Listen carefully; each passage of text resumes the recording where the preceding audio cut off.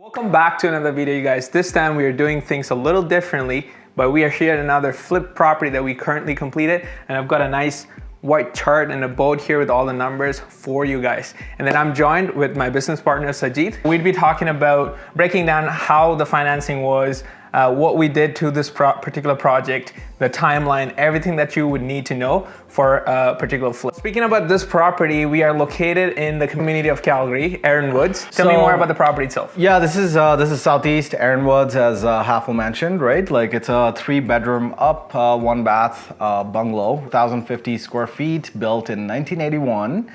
And yeah, like it's located in a beautiful, beautiful location of the community here, 2 minutes away from Erin Woods School, which is one of the best schools around here. Downtown Calgary is only a 15 minutes drive, you know, transit super awesome. And any amenities that you can think of, right? It's all around the corner. Perfect. And then Erin Woods is a community where more so like families are coming in, especially because of the school. It's a price point that is really affordable to everybody. I think even after renovation, this was what, 500,000? 400,000. 400,000. There you go. So at 400,000, it has an illegal basement suite, so that could help with the mortgage payment for someone who's going to be living here with their family. So it's very ideal. It's a hot location for first-time home buyers. And that one of the reasons it's very tough to find properties in this kind of like price point or neighborhood, just because there's so much demand. And this particular project, you got it off market, right? Correct. So I'm gonna walk you through the exact numbers for this particular project. Purchase price for this property was $315,000. Reno was $50,000 roughly. Yeah. And then holding and financing was $15,000, and closing cost, that's your lawyers. And this particular one, he didn't have to use a realtor for the sale because you were able to find the buyer for it within my own network. So, you know, like we kind of helped them out a little bit here. So ended up saving some costs with the realtor fee there. And sale of 400,000, timeline 2 months, literally 2 months. And a healthy profit of 17,500 just in 2 months. And you repeat this process, you know, probably like 6 months in a year, or 6 times in a year, or even like more if you build a team. Now, this price point, you can't get it on the market, can we? No, this came from a wholesaler, obviously, right? And they do have the assignment fee included in that price point. So the 315 is all in what we're looking at as the flipper, right? Like purchasing from the wholesaler. For the renovations, right? I was telling Hafel, like originally our plan was to just renovate upstairs and kind of finish downstairs. The basement already was partially finished, right? So we never really had a plan of building the illegal suite that Hafel mentioned earlier. Right. But you know, the potential buyers that we were kind of getting in touch with, right? Like one of their main goals was to maximize cash flow out of this property. So we wanted to rent upstairs separately and then have the basement suite separately rented. And we do also have a single car garage, like that is detached from the property. And in this neighborhood, in the back, right? Yeah. So like in this neighborhood, like you can easily find somebody who wants to use that space as storage, right? And I had multiple people reach out to me while I was actually doing the renovations. So you're looking at, you know, a couple $100 out of that garage as well. So this is a bungalow, correct? Yes. So just single level, and then you have a basement, and this had a side entrance. It already had the separate entrance, which was a kicker, you know, like that really. So it was just much more easier for you to like put a basement suite. Absolutely. So let's say, you know, someone's doing a project like this and there's no separate entrance like on the side, and then still wanted to make an illegal suite, let's say, right? How much extra, what are we doing? What's the way around? Like ideally, if you want to have that suite, right, whether it's legal or not, right, that's a secondary question that you work with the city, right? You can always get it legalized. But ideally, you know, for a suite downstairs, you do want to look out for a separate entrance, right? That's already in place, right? Either on the side or the back. And then also the stairway leading to the basement, right? Ideally, you want to have it somewhat closer to the sides of the property, right?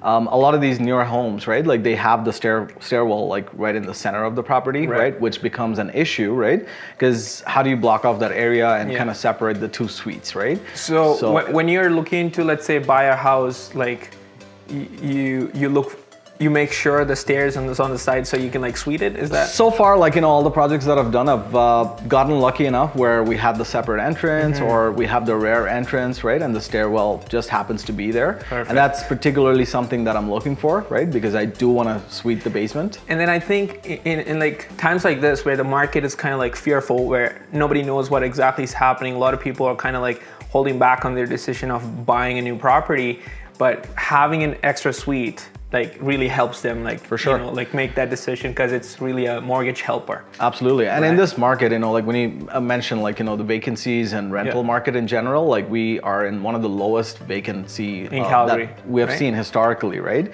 And like if you go out there for Aaronwoods, right? Like when I was doing my renovation, I was just studying the market, and literally there was not a single unit available to rent in Aaronwoods, right? A condo, a house, a basement suite, there was nothing. There was nothing, right? How did you find the buyer? You did mention you found it, so you were able to save money on realtor side. Yeah. Was it like social media, networking? So it was like just connections, right? Like, so somebody knew somebody and they got in touch with me and we were just talking, like, what's going on, what were you up to and stuff. So when I shared my side of the story, they got really intrigued, right? Now, this is an investment property. They're not This is living. absolutely an investment property. They're out of province, out of town. They've never been in Calgary for purchase purposes for this property, right? So that they've never seen the property in person, right? So the whole trust and integrity and everything like kind of boils down, right? Like, because it is still a $400,000 property, which is, for Calgary, we're not too far off from that average detached home prices. Yeah, I think it's like 450 or I think it's about 500 somewhere. About 500. Yeah, Damn, it's getting been expensive. pushing hard. Awesome. So okay, so over 50,000. Yeah. I know we have a little breakdown. So okay, let's not talk about it right now. And then the holding and financing. This is pretty big, like $15,000. It was because you were using private money.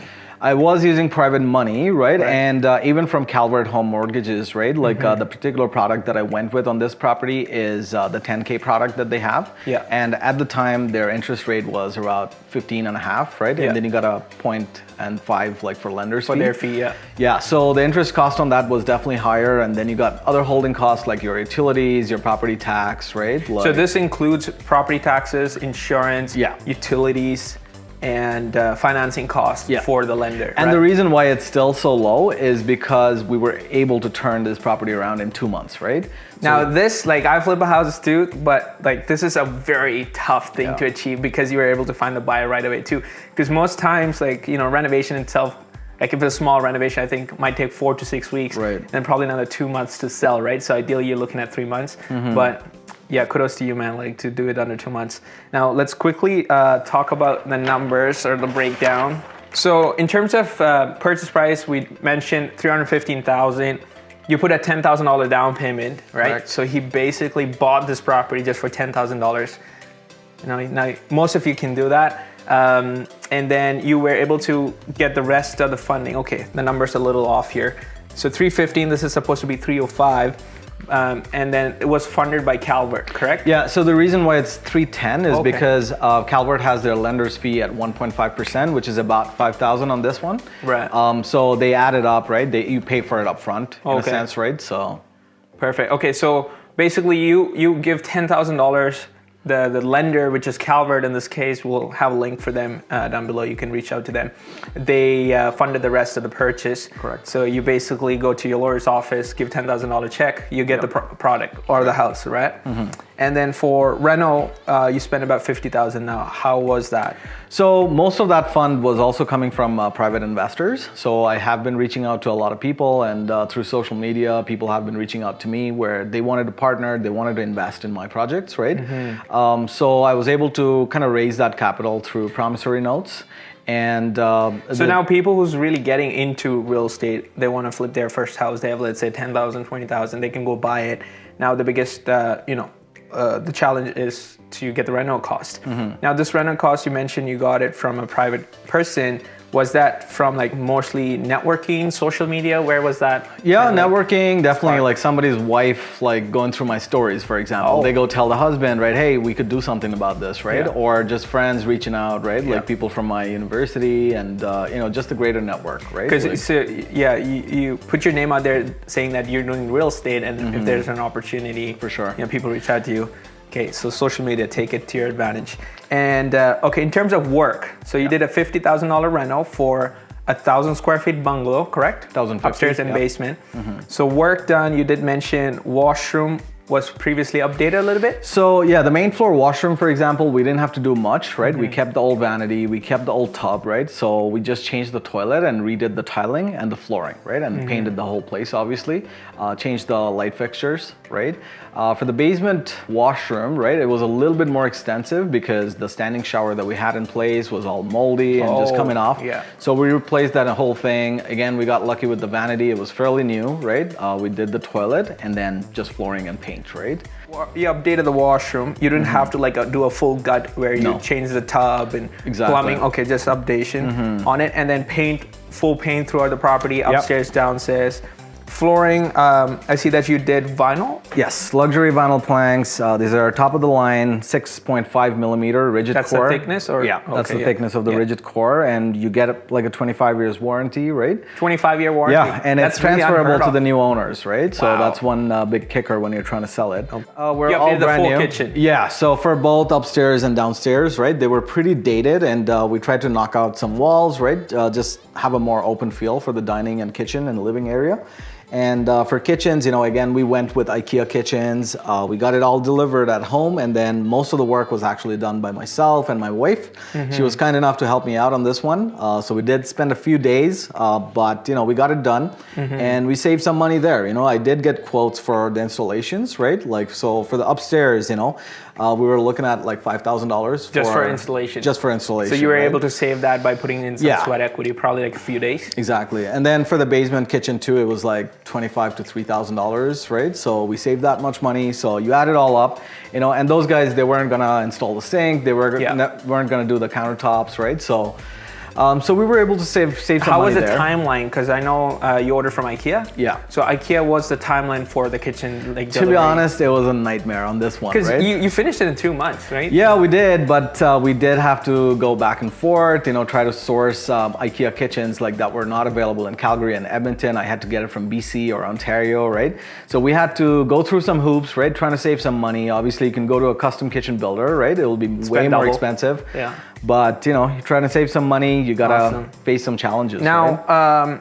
just adding an illegal basement suite, meaning you added an extra kitchen, and then what else did you do? So like originally it only had like a 1 bedroom and a den setup, right? And a small washroom, right? So we were able to kind of sneak in a second bedroom, like a good like 11 feet by 9 feet. There's definitely a value add. Yeah, which is like a decent size. You know, it had a window already in place. It had the closet in space, right? So it had the bare bones, right? Where we could easily come in, right? Build that bedroom like in 2 days, right? And so bedroom and then the kitchen. Yeah, so bedroom and the kitchen were like, you know, additional stuff that we added, right? And everything else just got updated, right? So right now it's a 2-bedroom plus den and a kitchen. And you're giving separate laundry upstairs and downstairs too, okay. So the separate laundry was probably one of the most challenging things to kind of because you had to redo the plumbing? Yeah, the plumbing needed to be done, right? Like we had to increase the diameter that we had for the existing plumbing downstairs, right? So we had to cut concrete. To get the pressure. And, you know, like originally we wanted to put the washer and dryer in the kitchen, which is a very European common thing, not so much here in North America. Yeah. But, you know, like the only place we could really go because of how we wanted to have the duct go and the water lines and everything. Yeah. That was the only location beside the dining space, right? Okay, so it's right behind, like beneath the, well, right on top of the mechanical room? It's still a little far out, yeah. Okay. It's still kind of close, yeah. Nice, nice, okay. So that's probably costed an extra $15,000 just to do the basement. Yeah, the kitchen, the bedroom, right? The separate laundry. Right. But definitely that's a big kicker because now you have washer dryer upstairs. You have a separate setup of laundry downstairs. So there's no sharing. Nobody's running into each other, right? Like, so people love that, right? Like when you're looking for tenants or doing short-term rentals. That's awesome. Whatever. Now, in terms of, let's say, someone wants to buy it. Let's say, you know, like I'm buying this from you for $400,000, and I have this beautifully renovated product which is completely done. Washrooms are upgraded. What else? Kitchen, flooring, everything that you wanted to have a property updated, you have it done already. And then you doing, let's say I was doing short-term rental upstairs and then long-term tenant downstairs, Right. what would be the net cash flow, or like, let's say net revenue that I can pull in from this property in this community? So, I mean, I'll give you the exact numbers because I'm also helping the new buyers with their property management, right? So I'm actually finding the tenants for the basement as well as the garage. So main floor, as we said, it's $1,700, right? Basement, we already rented it out for $1,400, so that's $3,100. Plus the utilities? Utilities are all paid by the tenants themselves, right? So they're taking care of that. So it'll be a 50-50 split for utilities between up and down, right? And then $3,100 plus the utilities. Right? So 17 plus 14. 17 plus 14, right? And then you get $300 for your garage that we're also renting. So $3,400 already. $3,400 in revenue. So utilities, that's not the owner's headache, right? Like it's being taken care of by the tenants, right? So they pay for it, 100%. So like $3,500 in revenue coming in, right? So depending on what sort of a product you have in terms of mortgage, right? Yeah. You're still so looking ideally, at I think in the current climate, where if you get a 5-year flexible like open mortgage, you're probably looking at how much? Like 500 times $2,000, $1,700? Yeah, something like that. $1,800 mortgage payment. Let's say insurance, taxes. property tax is $180 on this property, so let's say $100 Insurance another right? 100, yeah. Let's say $300. 150, 300. So you probably all in expense wise to hold this property would be 2,100. Yeah. And let's say you put aside like $300 every month to like future maintenance. Here's 2,400, and then the revenue is 3,400, right? Yeah. So you can still have a healthy cash flow of $1,000 every month, and then if you have 5 of these, you have $5,000. So you know how it all adds up. But yeah, other than that, is there anything else to touch base on real quick? I mean, this was a really creative deal for me, the way it just worked out, right? And I wasn't sure if my realtors was going to be okay with it or not, right? But she was super cool and she encouraged me to go ahead with it. And then the only thing that was super new to me was how the legal side kind of worked out, right? So my buyers, the investors, they also ended up using the same lawyer as I have, right? So that made things very easy, actually. It smoothed out the process. But you know, just without a realtor, right? Like there are certain challenges and certain hoops that you have to kind of be aware of, right? But again, your lawyers take care of that, so you don't have to worry. But it's definitely different. You know, that's awesome. It's awesome. quite a bit okay. different. Cool. I guess we'll wrap up the video with this. So this was another flip breakdown on the numbers. Hopefully you found some value in it. If you did, please make sure to share, like, and comment because it really helps us a lot. If you want to get in touch with Sajeed or myself, we'll drop all the link in the description there. So you guys can get in touch, probably get into real estate and do your first project. Until then, peace out.